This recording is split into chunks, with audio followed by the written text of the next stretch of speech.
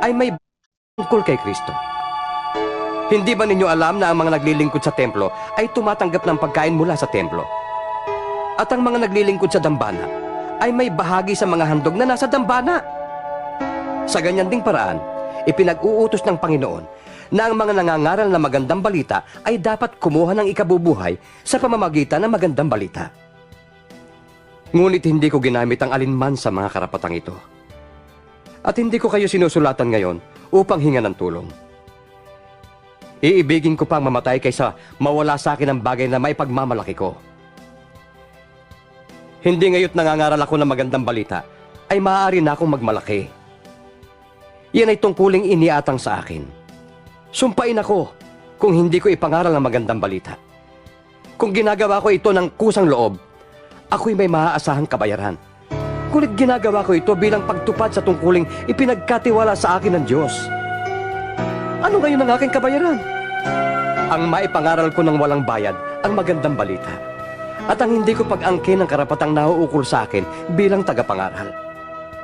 Malaya ako at di alipin ni Numan. Ngunit nagpaalipin ako sa lahat upang makahikayat ako ng mas marami sa Panginoon.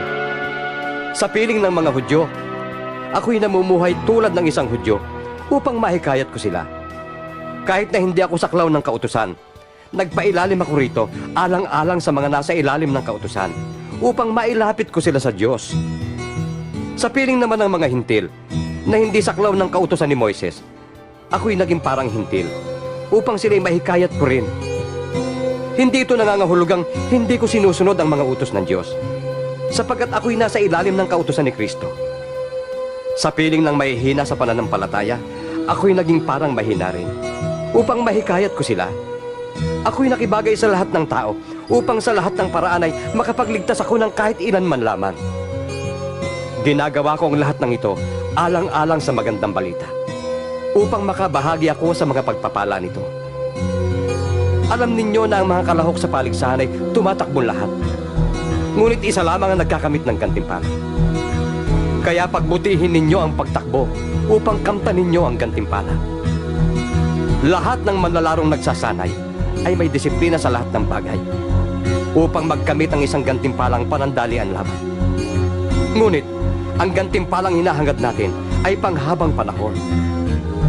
Hindi ako tumatakbo ng walang patutunguhan at hindi ako sumusuntok sa hangin. Pinapahirapan ko't sinusupil ang aking katawan sapagkat baka pagkatapos kong mangaral sa iba ay ako naman ang itakwil. Ika-10 Kabanata.